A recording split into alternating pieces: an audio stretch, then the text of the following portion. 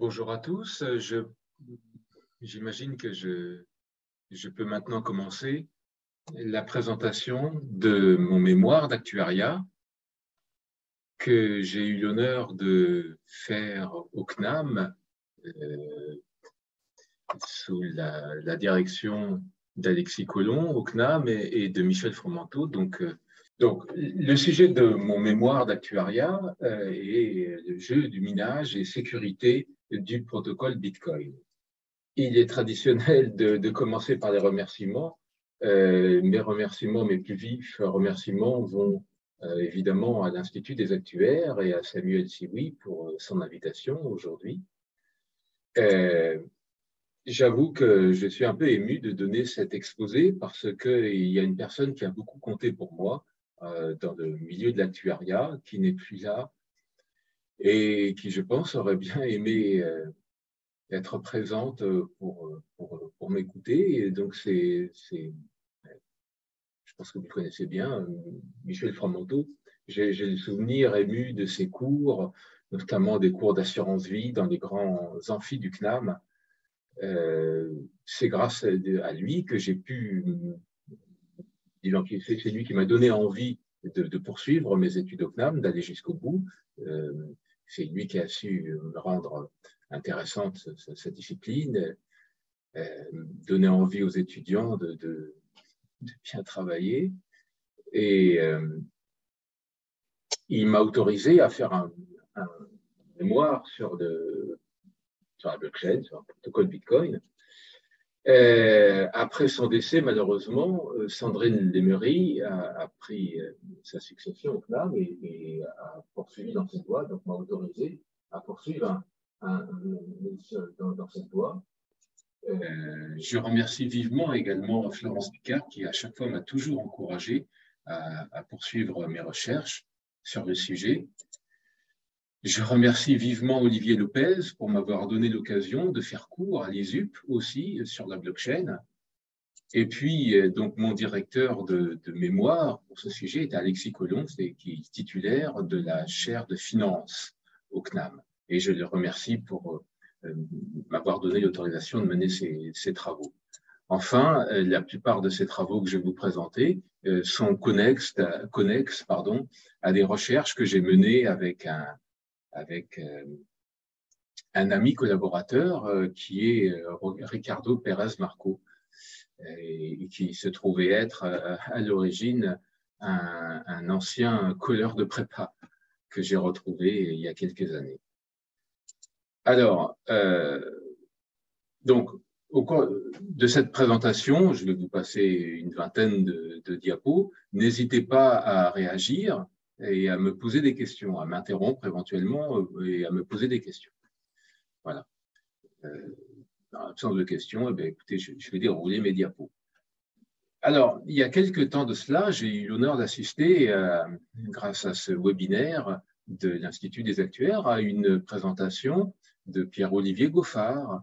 Et donc, ça me donne l'occasion de faire une transition naturellement, puisque Pierre-Olivier Goffard n'est pas seulement un spécialiste de statistique bayésienne, il a écrit plusieurs articles sur la blockchain, disons.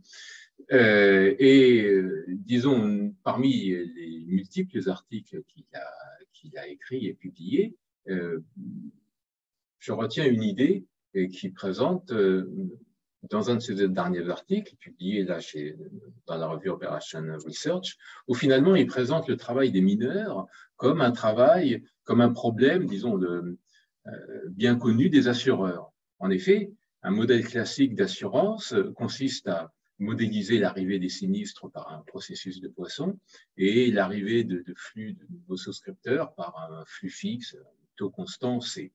Et un problème naturel est le problème de la ruine de l'assureur.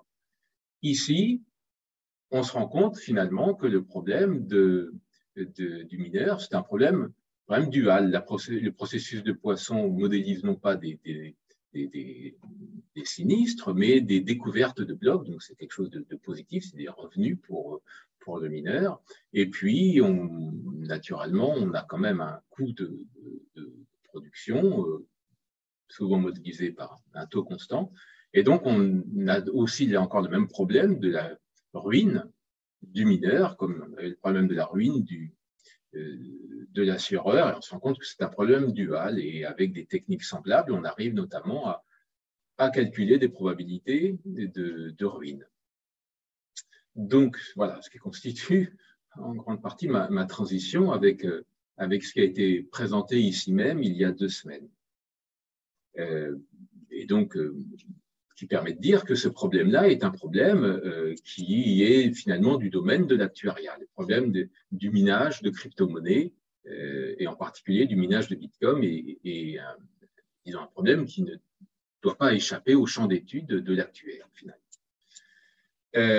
Par ailleurs, en dehors de tout cela, eh bien, vous savez, pour, disons, peut-être l'avoir lu dans les journaux, que les actuaires, les assureurs, pardon, eux-mêmes suivent de plus ou moins près le sujet. Donc, à la suite de l'association R3CEV, constituée par les plus grandes banques d'investissement, a été créée une association regroupant multiples assureurs mondiaux qui est devenue une association, une entreprise réellement. Il y a par ailleurs des entreprises, des fonds de venture capital qui investissent dans des startups. La plus connue probablement, disons, enfin, la plus connue. Donc il y en a eu plusieurs. Il y a le fonds OpenCNP qui a notamment financé Stratum, qui a été racheté l'an dernier ou cette année par SIA Partners. Et puis Blockstream, qui est la plus grande finalement société qui cherche à développer l'activité sur Bitcoin. Eh bien, donc, Blockstream a bénéficié d'un financement dès ses débuts d'AXA Venture. Voilà, donc les assureurs sont présents à travers ces activités de venture capital.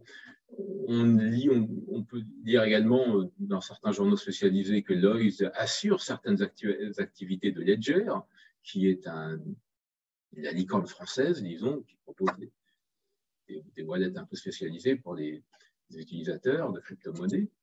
Et puis par ailleurs, dans la fameuse DeFi, finance décentralisée, qui est constituée autour d'Ethereum, eh bien, Nexus Mutual est un assureur qui assure 1% des smart contracts. Voilà, la DeFi est un univers donc construit autour d'Ethereum essentiellement, qui est donc assez extraordinaire. Il y a 42 milliards de valeur de smart contract qui est détenu donc, sur Ethereum. Et chaque semaine, il y a systématiquement des hacks. Depuis le début de la DeFi, on estime à peu près à 5 milliards le nombre de hacks, l'argent piraté. Toutes ces informations se trouvent notamment sur des sites comme DeFi Lama, enfin des sites spécialisés. Le nom change un peu régulièrement. Il y a en gros 1 milliard échangé par jour. Voilà. Lorsque j'avais écrit mon mémoire, en gros, la capitalisation, pour donner un ordre de grandeur, de toutes les crypto-monnaies était de l'ordre de 2000 milliards de dollars. Aujourd'hui, j'ai regardé 876 milliards. Et la capitalisation de Bitcoin représente toujours en gros 40%. Donc ça n'a pas changé énormément. Le poids de Bitcoin parmi les capitales des autres crypto-monnaies n'a pas énormément changé. Autre chose qui pourrait retenir l'attention des assureurs, mais qui n'est pour l'instant pas développé, c'est juste un projet.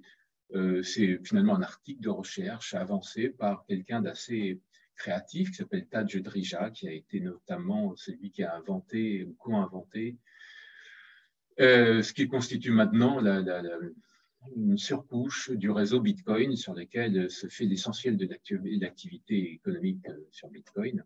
Donc, il a proposé notamment la notion de contrat discret qui pourrait donner lieu à des plateformes pour l'assurance paramétrique. Je l'ai développé dans mon mémoire. aujourd'hui, je propose juste de développer juste mes résultats proprement dit.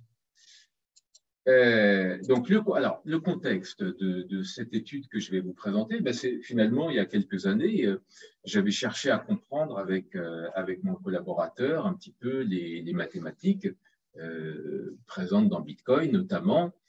Il s'agissait de démontrer ce qui était avancé sans être démontré, à savoir que la probabilité de réussite de double dépense décroît exponentiellement vers zéro. Donc, c'était avancé sans être démontré. Et donc, on voulait reprendre mathématiquement les choses proprement pour le démontrer. Donc, c'est ce qu'on a fait. C'était l'objet d'un article. Puis ensuite, on s'est intéressé un peu plus particulièrement au minage, plus généralement, pas forcément le minage tel que le préconise Satoshi Nakamoto. En particulier, il y a toute une histoire sur la recherche du minage optimal sur Bitcoin. Donc, rapidement, sur des sites, des forums de discussion, des passionnés du sujet se sont interrogés sur un point du protocole qui stipule que le mineur doit toujours miner sur le dernier bloc découvert et qui constitue donc le dernier bloc de la blockchain officielle. Et certains se sont dit, oui, mais peut-être qu'il y a moyen de gagner plus d'argent en élaborant des stratégies notamment de rétention de blocs. Si je découvre un bloc, pourquoi est-ce que je devrais en faire part à toute la communauté? Est-ce que je n'aurais pas, avec cette découverte, un avantage dont je pourrais tirer profit moi-même, quitte à prendre le risque d'être dépassé par un autre mineur? Voilà, donc des articles étaient parus fin 2013 qui montraient que la stratégie de minage honnête préconisée par Satoshi Nakamoto n'était pas optimale. Et donc, il s'agissait de comprendre pourquoi, d'où venait le problème. Donc, on a essayé de comprendre cela donc, à travers des articles qui détaillaient ces attaques. Notamment, pour comprendre ces attaques, on mettait en avant la notion de cycle d'attaque, de stratégie de minage, c'est-à-dire le mineur peut faire n'importe quoi, mais à un moment donné, il revient miner sur la blockchain officielle, et cela constitue un cycle d'attaque. Et donc, on a développé un traitement probabiliste et combinatoire où on retrouve notamment des résultats qui étaient connus, et on montre effectivement que certaines stratégies de minage déviantes sont plus rentables que la stratégie honnête sur le long terme. Mais on se rend compte également, en faisant dans notre étude, que finalement le problème est que le problème vient de la formule d'ajustement de difficulté, qui ne prend pas en compte la production de blocs orphelins. Donc, je vais y revenir dans l'exposé. Et finalement, disons, vous pouvez trouver des arguments pour dire qu'il suffirait de prendre en compte la production de blocs orphelins comme le faisait à l'époque Ethereum, presque comme le faisait Ethereum, pour, disons, annuler ces attaques de rétention de blocs.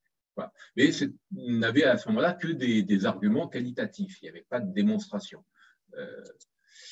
Et donc, un problème se posait, c'était prouver qu'un Bitcoin modifié serait dépourvu de cette anomalie, c'est-à-dire que la stratégie de minage honnête serait toujours la stratégie optimale. Autre problème, au début, quand j'ai commencé ce mémoire, eh bien, je voulais trouver finalement le seuil minimal, disons le seuil minimal au-delà duquel un mineur n'est plus incité à miner de manière honnête sur le réseau Bitcoin. Alors, il y avait déjà des articles à droite à gauche, mais le code n'était pas forcément disponible. Et puis, mathématiquement, ce n'était pas forcément très rigoureux. Et je voulais en particulier quelque chose de très simple, être capable d'expliquer très simplement le sujet et être capable de trouver un algorithme qui donne ce seuil de manière très simple. Voilà. Eh bien, j'ai fait ces deux choses dans mon mémoire et je vais vous le présenter maintenant. Alors, pour fixer un petit... Alors, avec le recul, bon, on peut dire qu'il y a eu... Donc, je rentre maintenant un peu plus profondément dans le sujet. Avec le recul, on peut dire qu'il y a eu deux découvertes majeures dans Bitcoin, à la fois technologiques et théoriques. technologique et théorique. Premièrement, c'est la première monnaie programmable qui existe. Donc, ça, c'est l'existence des smart contracts. On peut imposer un transfert d'argent dès qu'une certaine condition est vérifiée. Et puis, mathématiquement, c'est également une découverte scientifique, c'est théorique, c'est une des premières solutions au problème des généraux byzantins dans un système ouvert. Alors, voilà. Donc, ce qui donne lieu finalement à la première crypto-monnaie décentralisée. Le problème des généraux byzantins, c'est un problème qui avait été énoncé et résolu partiellement par Leslie Laporte, mais la plupart des solutions connues étaient lorsqu'on a un nombre fini de nœuds. Le problème, c'est juste parvenir à un consensus lorsque l'on est n nœuds connectés. Voilà. Ce problème est difficile et bon, en particulier, il y a des manières de parvenir à des consensus.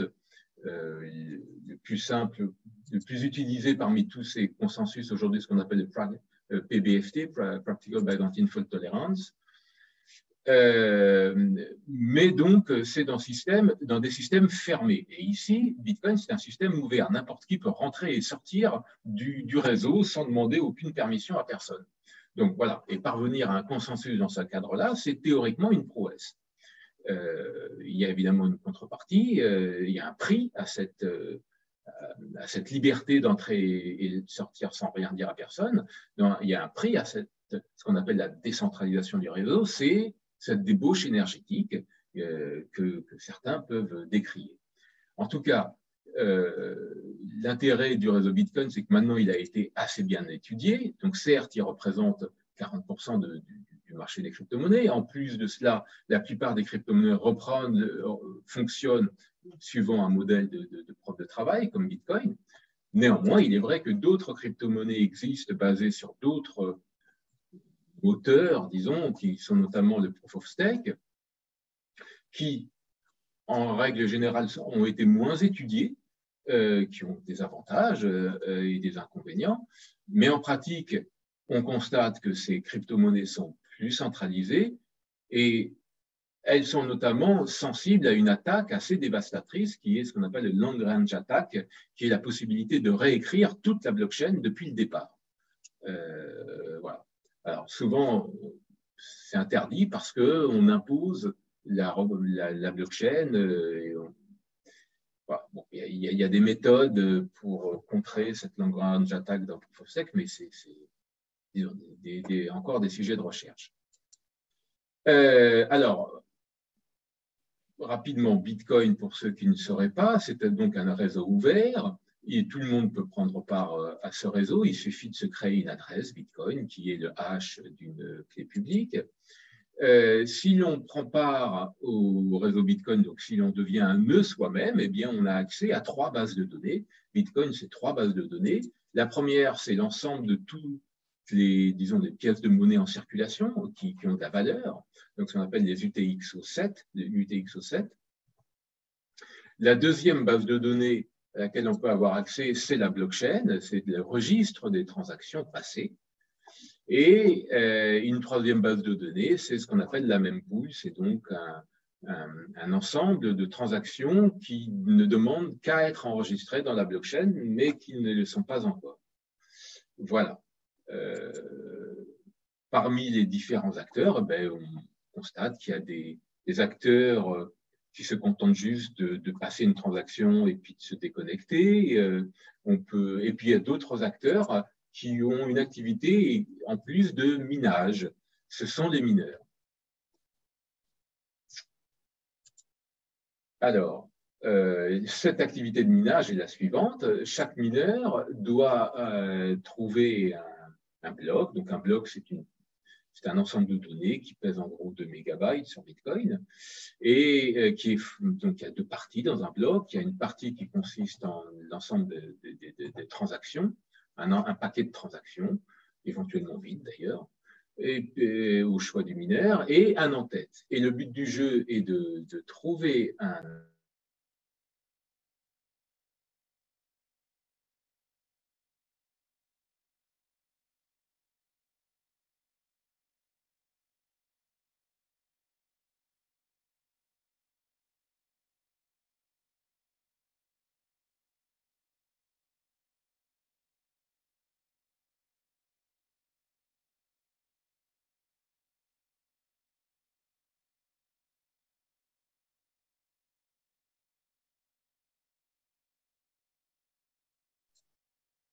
Vous m'entendez là? Ah, je ne sais pas ce qui s'est passé. OK. Donc, rapidement, donc un bloc valable, c'est un bloc qui vérifie une certaine condition. La condition, c'est que le H de son en-tête doit être plus petit qu'une certaine valeur. Cette valeur, donc on va appeler target, est l'inverse du paramètre, d'un certain paramètre qui est le paramètre de minage. Donc, dans l'en-tête du bloc, il y a différents paramètres. Il y a timestamp, donc qui est en gros la date de création du bloc inscrit par le mineur. Voilà. Et on reconnaît donc il peut y avoir plusieurs blockchains en compétition et on considère que la blockchain officielle est celle qui a été la plus compliquée à construire, celle qui maximise, disons, la preuve de travail. Donc en fait, ça, voilà, avec un delta I max. Voilà.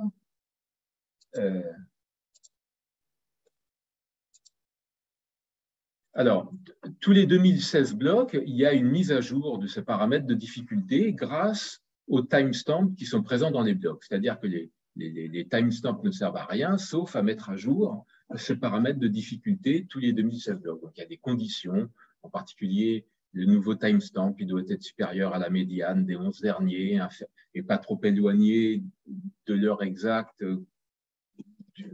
à laquelle le mineur a, disons, leur réseau qui est constitué par la moyenne des dates communiquées par les pairs auxquels on est connecté, pas trop éloigné de 2 heures de cette date. Bref, il y a des conditions qui font que l'heure de création peut être dans le passé ou dans le futur, peut-être. On a le droit de tricher un petit peu, mais pas trop.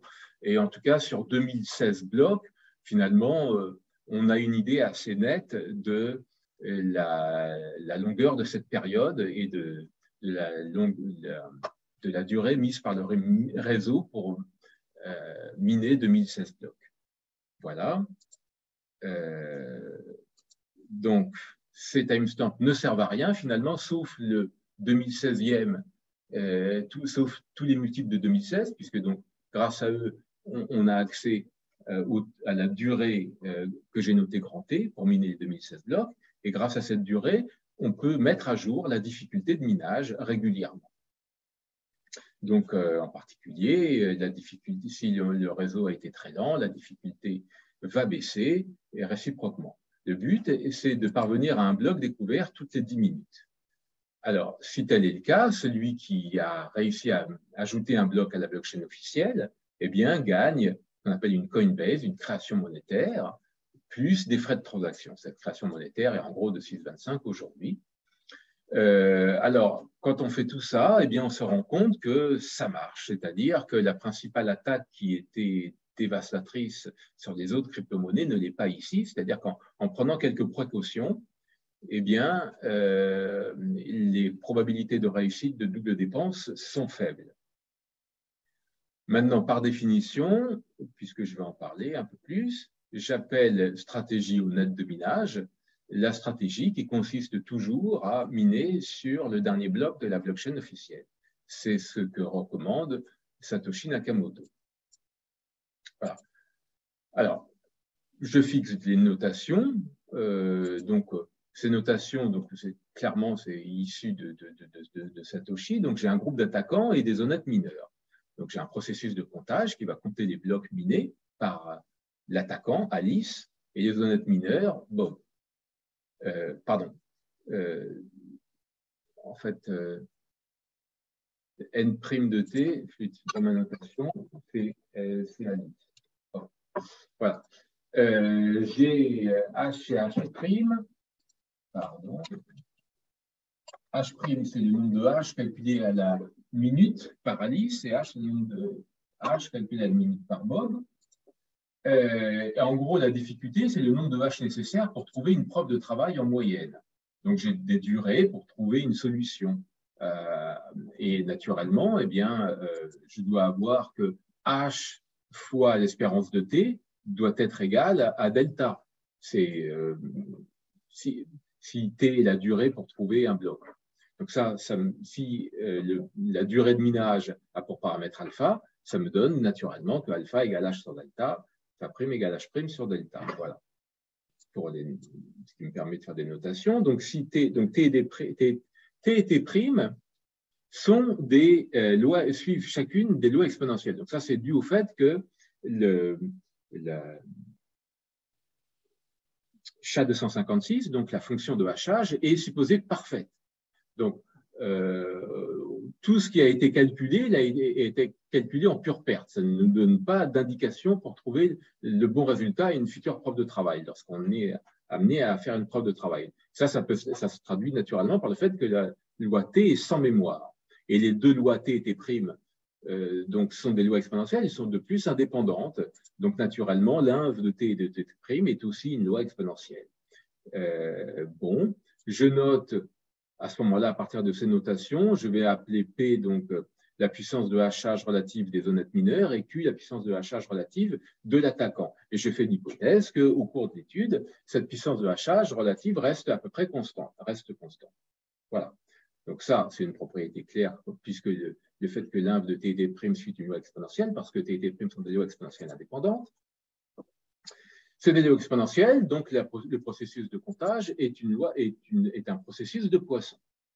Voilà. Et on peut réécrire les paramètres des lois, des processus N et N' comme ceci. Alors, une stratégie, maintenant, on va dire que c'est une répétition de cycle d'attaque, c'est-à-dire qu'une stratégie est toujours répétitive. Au cours de la stratégie, le mineur, il peut faire ce qu'il veut, miner où il veut, mais à un moment donné, il reviendra miner sur le dernier bloc de la blockchain de départ. À cet instant, il peut publier tout ce qu'il a fait ou bien l'ignorer. Ça donne lieu éventuellement à cet instant donne lieu éventuellement à une réorganisation de la blockchain officielle. En tous les cas, l'instant où il revient miner sur le dernier bloc de la blockchain est un temps d'arrêt. On pourrait aussi modéliser une stratégie de minage, disons, par des suites d'états pris par un réseau informatique et modéliser le tout par des chaînes de Markov. Et le temps d'arrêt ici, tôt que j'indique, ce serait finalement le temps de premier retour, partant d'un état zéro initial. Alors, je donne des notations. Donc, les attaques sont des attaques répétitives, dont le gain, j'appelle ça GI, le gain lors de la IM cycle d'attaque, TI, c'est la durée du IM cycle d'attaque, HI, c'est la progression de la blockchain officielle durant le IM cycle d'attaque. Naturellement, donc ces variables aléatoires sont indépendantes, et sur le taux de rendement long terme du mineur, c'est la somme des GI sur la somme des TI qui, par la loi des grands nombres, tend vers espérance de G sur espérance de T. Ici, on fait l'hypothèse que le temps d'arrêt taux est d'espérance finie. Et on se rend compte que la stratégie honnête a un rendement qui est proportionnel à la puissance de hachage relative du mineur, Q. Sur le long terme, eh bien, donc d'après la formule d'ajustement de difficulté, la durée est proportionnelle au nombre de blocs ajoutés à la blockchain officielle, de sorte que l'espérance de T, c'est proportionnel à l'espérance de H, le nombre de blocs ajoutés à la blockchain officielle par cycle d'attaque. De sorte que le rendement du mineur, qui est espérance de G sur espérance de T, est égal, proportionnel à l'espérance de G sur espérance de H. Et il en résulte qu'il existe une stratégie déviante si et seulement si on est capable de trouver un temps d'arrêt taux, une stratégie telle que, en moyenne, G moins QH sera strictement positif à cet instant taux. Alors, il est facile de voir que le Bitcoin a un problème à ce niveau-là, que la formule donc, a un problème à ce niveau-là. Imaginons, cette stratégie est très simple. Alice est contre Bob. Imaginons, si Alice découvre un bloc en premier, elle attend encore que 2 blocs soient découverts avant éventuellement de publier ces blocs secrets. Sinon, elle abandonne et revient miner sur le dernier bloc de la blockchain officielle. Alors, naturellement, on peut regarder l'ensemble des résultats possibles. donc qui constitue mon univers. B constitue au fait que Bob a miné un bloc, et puis c'est tout, parce qu'il a miné un bloc, il venait de miner en miné un bloc. Alice abandonne et revient miner sur le dernier bloc de la blockchain officielle. AAB signifie Alice a miné 2 blocs d'arrivée, et les honnêtes mineurs en ont miné un 3e. Vous voyez, il y a eu un premier bloc miné par Alice, puis 2 autres blocs. On arrête ensuite. Alice arrête, 1 plus 2, c'est la fin du cycle d'attaque. Donc, les cycles d'attaque, il n'y en a qu'un nombre fini possible. On peut tous les décrire, et on peut les décrire également leur probabilité d'occurrence. Voilà, ABA, ben, j'ai une probabilité Q pour que A apparaisse, puis P pour que B apparaisse, puis A pour que Alice mine ensuite. Donc, ça fait Q fois P fois Q, PQ carré. Voilà. Donc, on a comme ça toutes les probabilités d'occurrence. Le gain d'Alice est facile à décrire. Et la progression de la blockchain officielle est également facile à décrire. Une fois qu'on a ça, on a tout en main pour calculer le rendement du mineur, d'Alice. On se rend compte que ce taux de rendement donc c'est une fraction rationnelle en Q, se trouve que ce taux de rendement peut être strictement supérieur à Q si Q est strictement supérieur à racine de 2 moins 1. Donc vous voyez, on a une stratégie extrêmement simple qui ne prend pas plus d'une heure, en gros, à mettre en œuvre, et qu'on va répéter, et qui donne plus que ce que gagnerait un honnête mineur dans les mêmes conditions. Voilà. Donc, ce qui constitue un problème. Alors, d'où vient le problème? Bien, il est facile de voir que le problème vient de l'ajustement de difficulté. En effet, on peut imaginer Bitcoin sans ajustement de difficulté. Alors, si on imagine Bitcoin sans ajustement de difficulté et qu'on refait tout ce qu'on vient de faire, finalement, une petite application du théorème d'arrêt des martingales et du fait que si n est un processus de Poisson de paramètre alpha, n moins alpha t est un processus de Poisson compensé, donc est une martingale, une petite application de ce résultat montre que s'il n'y a pas d'ajustement de difficulté, le rendement est toujours inférieur au rendement honnête. Donc, le problème est un problème qui vient de l'ajustement de difficulté dans Bitcoin. Alors, peut-on rétablir Bitcoin alors, pour ça, on constate que, donc, en présence d'un attaquant, on constate la présence de blocs orphelins. Le problème, c'est que le paramètre de difficulté devrait refléter la réelle puissance de calcul déployée sur tout le réseau, mais ce n'est pas le cas en présence de blocs orphelins. Il ignore en particulier tous les efforts ayant conduit à créer des blocs orphelins. Donc, donc on a, en présence d'un attaquant, on a 2 acteurs qui minent à pleine puissance, et pour autant, le paramètre de difficulté baisse. Donc, ce n'est pas normal. Le paramètre de difficulté devrait représenter la puissance de calcul déployée sur tout le réseau. Il ne devrait pas baisser si tout le monde mine à pleine puissance. Donc, l'idée, pour rétablir la situation, est de prendre en compte la production de blocs orphelins dans la formule d'ajustement de difficulté. Donc, la nouvelle formule que je propose, c'est de prendre en compte, d'ajouter au numérateur tous les blocs orphelins qu'on pourrait détecter, que le réseau pourrait détecter. En particulier, il détecterait naturellement les blocs orphelins des honnêtes mineurs. Alors, si on fait ça, le même raisonnement que précédemment montre que le taux de rendement d'une stratégie de minage serait finalement espérance de G sur espérance de D, où D prendrait en compte toute la production de blocs orphelins et officiels. Alors, on peut démontrer que ça marche. On peut démontrer que ça marche, donc c'est pas compliqué. Il suffit de considérer n'importe quel cycle d'attaque possible, donc d'espérance finie, et de faire le bilan de donner des noms finalement aux uns et aux autres. Donc, OFH, c'est les nombres de blocs minés par les honnêtes mineurs durant un cycle d'attaque, et puis A, c'est ORF-A, par exemple, c'est le nombre de blocs orphelins minés par l'attaquant durant un cycle d'attaque. Le gain provient des blocs de l'attaquant qui atterrissent à la fin du cycle d'attaque dans la blockchain officielle.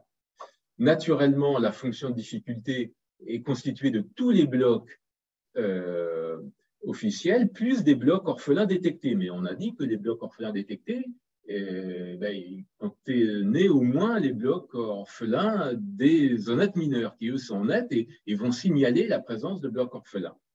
D'où l'inégalité qui est écrite ici. Alors, lorsque j'ai un ajustement de difficulté, l'ajustement de difficulté vaut pour tout le monde, de sorte que si j'ai une diminution de lambda de la difficulté, eh bien, chaque paramètre de processus de Poisson, pour les uns et les autres, va être multiplié par lambda. La vitesse de création des blocs va être dopée par cette baisse de la difficulté. Voilà, donc j'appelle lambda un paramètre dû à l'ajustement de difficulté. Là encore, j'utilise les mêmes relations que précédemment concernant l'existence de processus de Poisson composé. Et finalement, un petit tour de passe-passe entre espérance de n de t, vous voyez, p espérance de n' de tau, c'est q espérance de n de tau, petit tour de passe-passe juste comme ça, conduit au final à montrer que le nombre moyen de blocs minés par Alice est toujours inférieur à Q fois l'espérance de D de tau, la fonction de difficulté. Donc, espérance de G sur espérance de D est inférieure ou égale à Q, la puissance de HH d'Alice. Donc, Alice ne peut pas dépasser son score qui est Q lorsqu'elle mine honnêtement. Du reste, donc ça c'est on peut se rendre compte qu'on peut être un peu plus précis dans ce que j'ai écrit précédemment, et on pourrait imaginer Bitcoin où le Bitcoin rémunérerait également les blocs orphelins. Donc imaginons que les blocs orphelins détectés soient rémunérés, alors pas une Coinbase, mais X fraction d'une Coinbase. Eh bien, à ce moment-là, le même calcul que précédemment montre que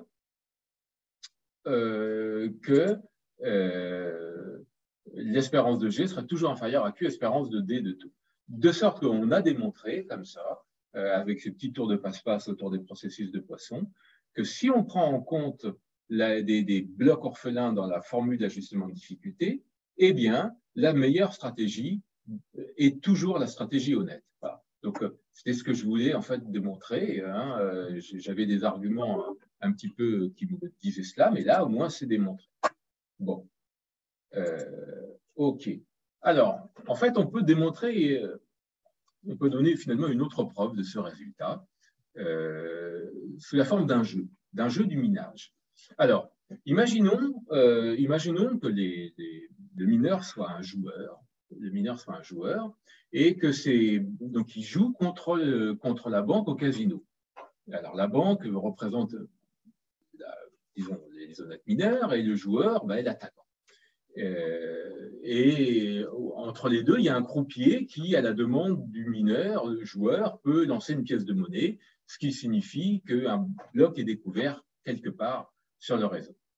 Bon, voici donc les actions dont disposent les uns et les autres. Alors, pour comprendre ça, en fait, pour comprendre cette modélisation, il faut revenir ici à cette égalité. C'est-à-dire qu'il existe une stratégie de minage des viandes si et seulement si, à un certain point, on a cette quantité G moins QH strictement positive, de sorte que j'interprète cette quantité négative là comme un coût, d'accord, et ici comme un gain dans ce jeu du minage.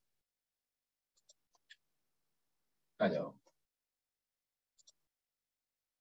donc, dans ce jeu, on a un joueur qui possède des jetons, et donc ces jetons sont finalement des blocs qui potentiellement ne sont pas assurés de finir dans la blockchain officielle.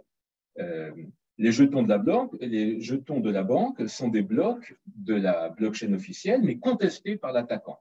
Et les jetons du joueur sont des blocs de l'attaquant qu'il a miné sur un fork qui est tenu secret dans un ordinateur dont il a le contrôle. Voilà. Alors, le joueur, il dispose de 3 actions possibles.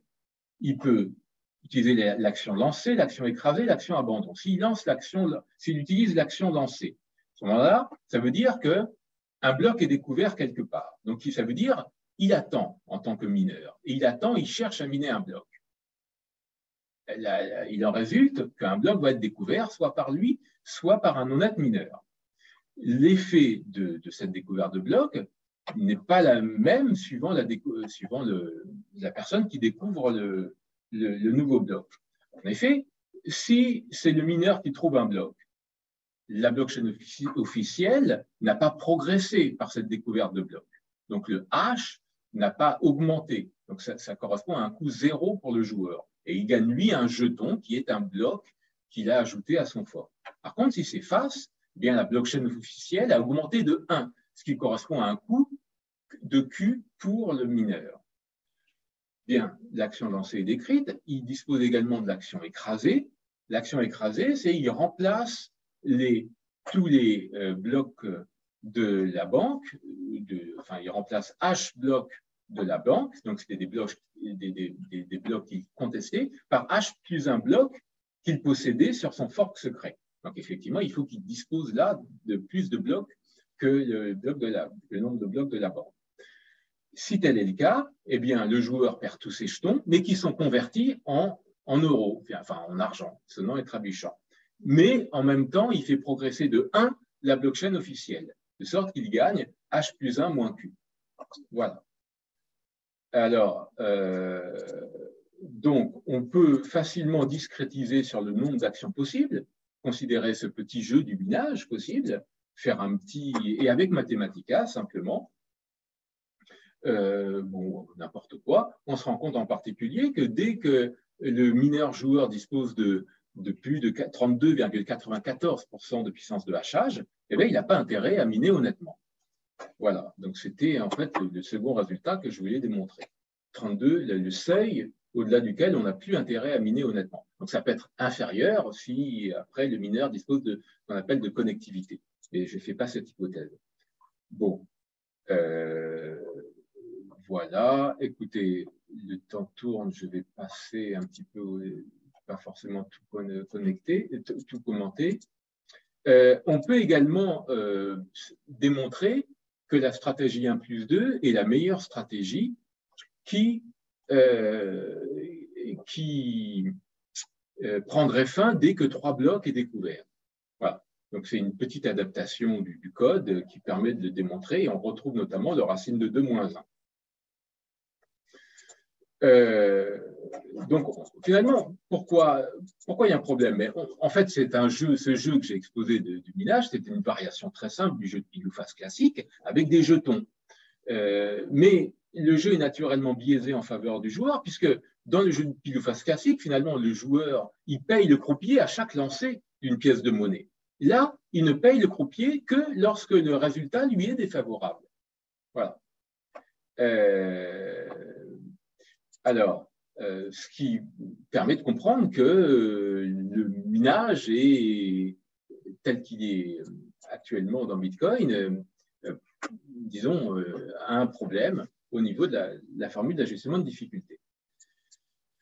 Cela dit, ces stratégies déviantes sont difficiles à mettre en place parce que il faut accepter ces stratégies ne peuvent être payantes que si le paramètre de difficulté baisse. Or, pour qu'il baisse, il faut déjà attendre 2016 blocs validés officiellement, donc il faut déjà accepter de perdre de l'argent pendant au minimum 15 jours. Donc, il faut attendre cet ajustement de difficulté et sous l'hypothèse en même temps qu'il n'y aura pas d'afflux de nouveaux mineurs attirés par une baisse sensible de la difficulté. Alors que s'il y a une baisse sensible de la difficulté sur mineur, eh bien on va voir notamment des mineurs de Bitcoin Cash arriver sur Bitcoin parce que ça devient rentable un peu plus qu'avant. Voilà. Alors bon, donc tout ça pour dire que finalement ces stratégies déviantes sont des stratégies qui posent des problèmes, certes, mais qui sont théoriquement difficiles à mettre en œuvre. Je peux dire également un mot pour dire que le protocole Ethereum était à l'origine beaucoup plus fragile que le protocole Bitcoin, puisqu'il n'était pas protégé par ces paramètres en dur qui sont 2016 et 10 minutes.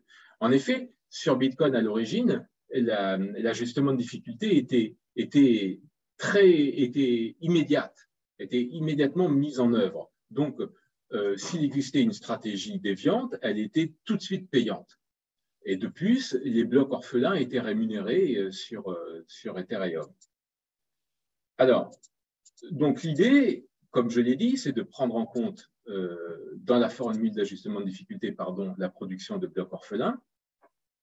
On peut proposer comme modification du protocole le fait que, alors on peut inciter les gens à signaler les blocs orphelins en disant que la blockchain officielle, ce sera celle qui maximise la difficulté comme avant, mais la vraie difficulté, y compris la difficulté ayant servi à miner ces blocs orphelins. Sinon, on peut également rémunérer les créateurs de blocs orphelins sans difficulté, c'est possible.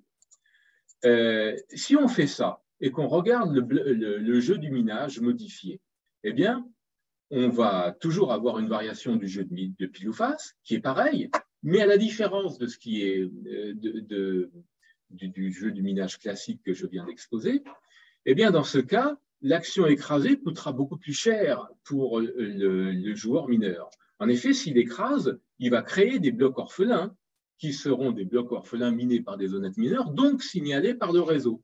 Donc, il ne gagne plus H plus 1 moins Q, comme avant, mais il gagne H plus 1 moins Q moins QH, parce qu'il y a eu H blocs orphelins créés à la suite de son action. Voilà. Et dans ce cas, donc vous voyez, c'est un nouveau jeu de pile ou face. On peut montrer que ce jeu de pile ou face, l'espérance de gain de ce jeu, pour le coup, là, il est nul. Le jeu n'est pas biaisé. Donc, c'est une variation très simple du jeu de pile ou face classique. Et donc, ici encore, la meilleure stratégie de minage, c'est la stratégie honnête. Voilà. Donc, la conclusion. Désolé, j'ai voulu accélérer un petit peu pour pouvoir répondre à d'éventuelles questions. La conclusion, eh bien, la formule d'ajustement de difficulté de Bitcoin a un défaut qui peut être attaqué par des attaques de rétention de blocs. Et on a démontré que dès qu'un mineur possède 32,94% de puissance de hachage du réseau, quelle que soit sa connectivité, donc je n'ai pas parlé de cette notion de connectivité, mais s'il a beaucoup de connectivité, le seuil diminue encore. Mais ici, c'est quelle que soit la connectivité, donc sous-entendu, même avec une connectivité nulle. Donc, quelle que soit sa connectivité, dès qu'un mineur possède 32,94% de puissance de hachage relative du réseau, eh bien, il n'a plus intérêt à miner honnêtement sur Bitcoin classique. La plus simple de cette stratégie est la stratégie 1 plus 2, qui prend fin dès qu'un cycle d'attaque a validé 3 blocs, a vu la validation de 3 blocs.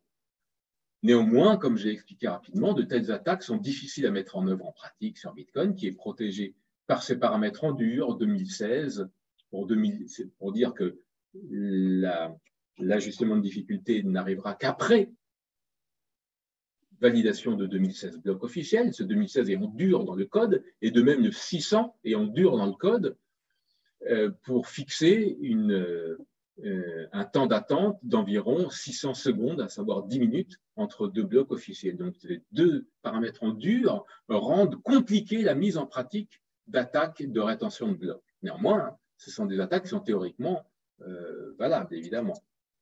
Mais on peut mettre fin à ces attaques et rendre le protocole Bitcoin complètement en phase avec probablement ce qu'avait en tête Satoshi Nakamoto au moment de la création du Bitcoin, à savoir, manifestement dans les différents échanges qu'il avait avec des gens, il avait en tête qu'il n'y avait pas de meilleure stratégie que la stratégie honnête consistant à toujours miner sur la blockchain officielle, sur le dernier bloc de la blockchain officielle. Eh bien si ce n'est pas le cas sur Bitcoin actuel, ça pourrait l'être à condition, comme on l'a démontré, de prendre en compte la production de blocs orphelins à chaque ajustement de difficulté. Voilà. Le Bitcoin modifié alors serait parfait au sens où vous pouvez l'imaginer son créateur, la stratégie de minage honnête serait toujours optimale. Voilà, il me reste environ 7 minutes pour répondre à d'éventuelles questions. Je n'ai pas été interrompu durant l'exposé, mais je conçois que j'ai été un petit peu rapide sur certaines parties que je pourrais éventuellement développer dans vos questions. Je suis à votre écoute.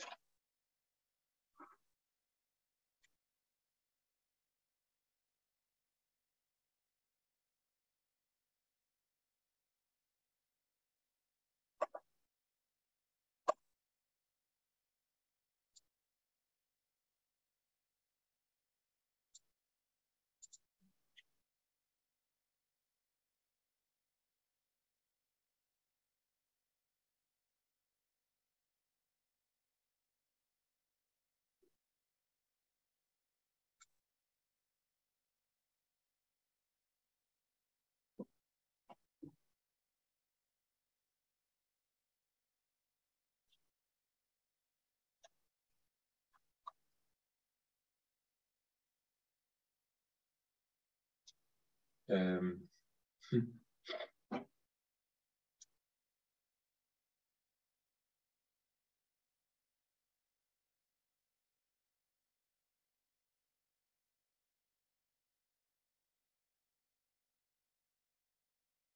je mettrai à disposition mes diapos, tout à fait. Ah oui, alors, bon, alors, j'ai pas, en fait, pour gagner du temps, j'ai pas expliqué un petit peu, voilà, qu'est-ce que la connectivité? C'est une bonne question. J'ai pas tout, j'ai pas tout raconté. Il y a une histoire, finalement, voilà, évidemment, et des personnes qui ont écrit des articles à gauche à droite autour de ça. Alors, attendez, il y a deux questions. Qu'est-ce que la connectivité? Donc, je réponds à cette question. La connectivité a été introduite notamment dans un article d'Eyal et Sierrer, donc sur le Sailfish Mining. Et vous voyez, dans la stratégie 1 plus 2, dans la stratégie 1 plus 2, eh bien, bon, c'est une stratégie très simple qui prend fin dès que 3 blocs sont validés. Mais on peut se dire, oui, mais pourquoi l'attaquant, il devrait publier ces 3 blocs s'il a publié 3 blocs? Il pourrait juste continuer et puis advienne que pourra. S'il est rattrapé, et il verra, il a le temps de voir venir et dès qu'il est sur le point d'être rattrapé, il va tout publier, par exemple. Et donc, il sera sûr, quoi qu'il arrive, de réussir son cycle d'attaque.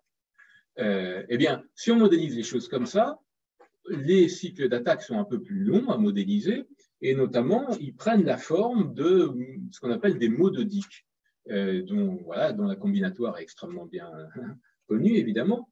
Et par ailleurs, dans cette stratégie, les auteurs se disent la chose suivante. Bon, si l'attaquant mine un bloc et qu'il est rejoint, ils se disent, mais son bloc, il était publié. S'il est bien connecté, eh bien, il va tout de suite réagir à l'annonce de ce bloc et publier le sien. Et à ce moment-là, il y aura une division sur le réseau et il se dit qu'il va y avoir une fraction gamma des honnêtes mineurs qui vont miner sur le bloc de l'attaquant parce que ces honnêtes mineurs croient que c'est le dernier bloc découvert. Ils ne savent pas que c'était un bloc qui était gardé secret et qui a juste été rendu public parce que l'attaquant a juste eu peur d'être dépassé par d'autres honnêtes mineurs. Donc, ça donne lieu à une division des honnêtes mineurs et à une compétition entre deux blocs et une fraction des honnêtes mineurs mine de bonne foi sur le bloc de l'attaquant. Donc, gamma, c'est la fraction des honnêtes mineurs, gamma, c'est la connectivité, c'est la fraction des honnêtes mineurs qui vont miner sur le bloc de l'attaquant. Donc, on peut modéliser ça comme une probabilité conditionnelle. Alors, attendez. Donc, ça, j'ai répondu à ce qu'est la connectivité. Alors, vous voyez que quelqu'un qui a énormément de connectivité, finalement, il peut juste, par exemple, quelqu'un qui a une connectivité de 1, de 100%, il peut juste ne jamais rien publier et se contenter juste de toujours réagir. Dès qu'un bloc est publié, hop, il réagit, il met en face un bloc de même hauteur que le dernier bloc publié. Puisqu'il y a une connectivité de 100%, tout le monde va publier, tout le monde va chercher à miner sur le bloc de l'attaquant. Donc, ça renforce l'attaquant, la connectivité. Et évidemment, bon, c'est un paramètre mathématique, voilà. Il est illusoire de penser qu'il puisse rester constant au cours du temps. C'est juste pas possible. Alors, attendez, des questions, voilà. Donc, j'ai répondu, j'espère, à la connectivité. Est-ce la solution? Alors, ce que j'ai exposé, je l'ai partiellement publié. Je ne sais pas si c'est ce que vous pensez par ma solution. On vient de sortir un article avec mon co-auteur, Ricardo, qui reprend partiellement ce que j'ai fait dans le mémoire. Et là, en fait, j'ai raconté le fait qu'on pouvait rémunérer aussi les blocs orphelins. Ça, je ne l'avais pas dit dans mon mémoire, hein. Bon, je le dis dans l'article, enfin, c'est le même calcul, ce n'est pas grand-chose. Donc, je ne sais pas si c'est ce que vous entendez par promouvoir. En tout cas, voilà. Ou ma solution, est-ce que promouvoir pour la prise en compte des blocs orphelins? Écoutez, moi, je ne suis pas un informaticien, je ne suis pas un développeur Bitcoin Core. Voilà, quoi. Mathématiquement, j'écris des articles, et puis bon, ils sont repris, ils ne sont pas repris. Ils suivent leur vie, hein. Après, c'est autre chose, hein. La présentation sera disponible sur l'Institut. Allez-vous proposer par la suite que le Bitcoin… Voilà, c'est la même question. Non, je n'ai pas proposé ça. Mais voilà, hein. Je pense que d'abord, je ne suis pas au courant de toute l'activité qui peut se faire autour de Bitcoin Core ou d'autres Bitcoins. Et je pense que certains doivent aussi comprendre que l'origine du problème, c'est la formule d'ajustement de difficulté. En tout cas, ce qui est clair et net, c'est que maintenant, il y a une preuve. Voilà. Voilà, c'est pas pareil. Donner des arguments qualitatifs ou donner une preuve, c'est pas pareil. Alors, écoutez, hein, je ne sais pas ce que feront les informaticiens.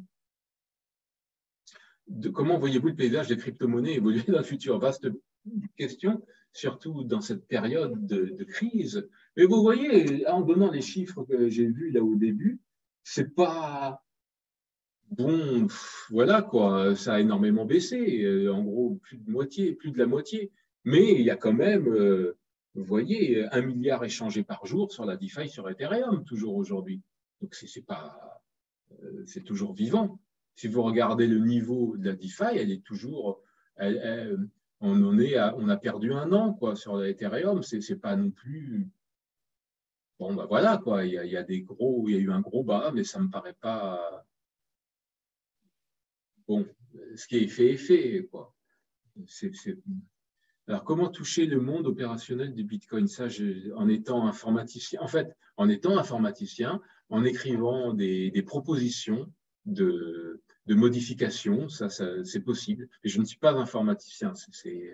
Enfin, j'aime l'informatique, bien sûr, vous voyez, on en fait un peu, mais je ne suis pas développeur Bitcoin, quoi. Voilà.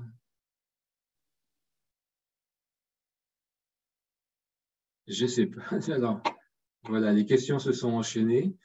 J'ai essayé d'y répondre.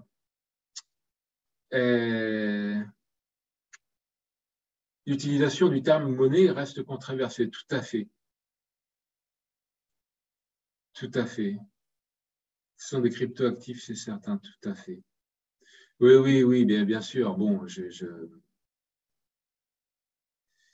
je rentre pas dans ces controverses, évidemment, hein. Ce qui m'intéresse, c'est les mathématiques sous-jacentes. Et notamment, comme vous l'avez fait, comme vous l'avez vu, ce qui m'intéressait, là, pour le coup, c'est l'étude du consensus de Nakamoto. Voilà, qui est une vraie nouveauté théorique. Le seuil de 33% de puissance de l'achat, bien sûr, il a déjà été atteint par le passé, bien sûr. Bien sûr. Alors effectivement, maintenant, les cartes sont rebattues et la plupart des… Maintenant, les États-Unis sont devenus l'Eldorado des mineurs, avec les États-Unis, le Canada aussi beaucoup, sans oublier d'autres pays émergents. Mais il y a quelques années encore, il y avait 0 mineur aux États-Unis. Maintenant, ils cherchent tous à aller là-bas. Et plus exactement, les États cherchent à attirer les mineurs. Les maires des grandes villes cherchent à attirer cet écosystème blockchain en général.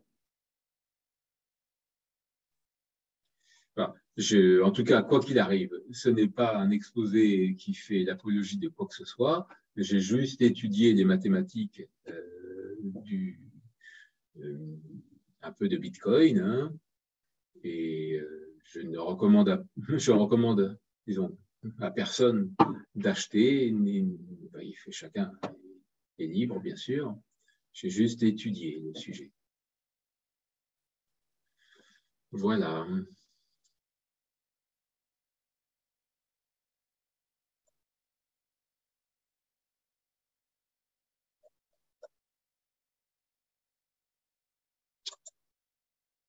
Écoutez,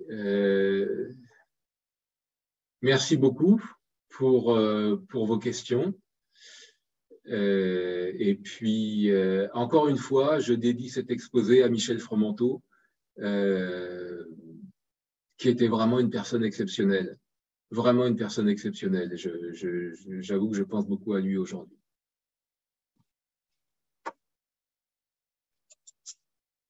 Merci beaucoup à tous. Au revoir.